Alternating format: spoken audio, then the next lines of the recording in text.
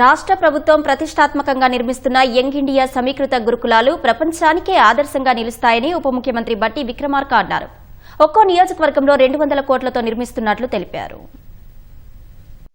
ఇవాళ ఈ దేశంలో ఎవరు ఊహించలేనంత ఎత్తున ఒకటే సంవత్సరంలో దాదాపు 100 పైబడి young India integrated residential schools ని ఒక్కొక్క స్కూలు 200 కోట్ల రూపాయలతో, not 1 crore, 2 crores, 3 crores or 20 crores, 200 crores 200 కోట్ల రూపాయలతో కనీసం 25 ఎకరాలకు తగ్గకుండా ప్రపంచంలో ఉన్నటువంటి ఏ ప్రైవేట్ స్కూల్ కూడా మనకంటే బాగుందని ఎవరు అనుకోవటానికి లేదు. వాటన్నిటికంటే కూడా ఇవి బాగుండాలని ప్రత్యేకంగా శ్రద్ధ తీసుకొని ఒక 100 స్కూల్స్ని ఈ సంవత్సరమే శాంక్షన్ చేసి ఈ దేశ చరిత్రలో ఒక సువర్ణ అధ్యక్షాన్ని రాయగలిగామనంటే కేవలం ఆ తపన ఉంది కాబట్టి చేయగలుగుతున్నాం.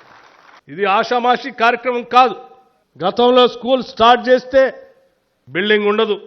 స్కూల్ స్టార్ట్ చేస్తే ఎక్కడో కళ్యాణ మండపంలోనో, లేకపోతే వాళ్ళు బంద్ చేసినటువంటి పాఠశాలకు సంబంధించిన ప్రాంగణాల్లోనూ, లేకపోతే వాళ్ళ పనికి వచ్చేటువంటి ఆ రైస్ మిల్స్ లాంటి దాంట్లోనూ అరకొర సదుపాయాలతో అదే గదిలో పడుకోవటం, అదే గదిలో పాఠాలు చెప్పటం, అదే గదిలో తినటం, అనేక ఇబ్బందులు ఉన్నటువంటి రెసిడెన్షియల్ స్కూల్స్ ఇట్లా ఉండటానికి వీల్లేదని చెప్పి అత్యున్నతమైనటువంటి ప్రమాణాలతో ఈరోజు యంగ్ ఇండియా రెసిడెన్షియల్ స్కూల్స్ని శాంక్షన్ చేసుకోవటం కాకుండా ఇవాళ వాటన్నిటికీ టెండర్స్ కూడా పిలిచి పెద్ద ఎత్తున అత్యంత ప్రాధాన్యత రంగంగా ముందుకు తీసుకొని పోయే కార్యక్రమం జరుగుతూ ఉందనంటే రేపు పొద్దున ఈ పాఠశాలలో చదివేటువంటి విద్యార్థులు ఈ రాష్ట్రానికే కాదు దేశంలో కూడా అత్యున్నతమైనటువంటి విద్యార్థులుగా ఎదుగుతారని చెప్పడానికి నాకు ఎటువంటి సందేహం లేదు.